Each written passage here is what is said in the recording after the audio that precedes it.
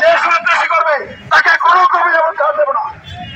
সেখানে আপনারা অপরাধী দেখবেন, দুষ্কৃতিকারী দেখবেন, চোর ডাকাত ছিনতাইকারী দেখবেন, সন্ত্রাসী দেখবেন, চাঁদাবাজ দেখবেন, তাদেরকে ঘেরাও করে পাকড়াও করে আমাদেরকে তথ্য দিবেন। আমরা কুইকরা সাহস করে সন্ত্রাসীদেরকে গ্রেপ্তার করতে সক্ষম হবো ইনশাআল্লাহ। যত বড় শক্তিশালী হলে তাদের বিরুদ্ধে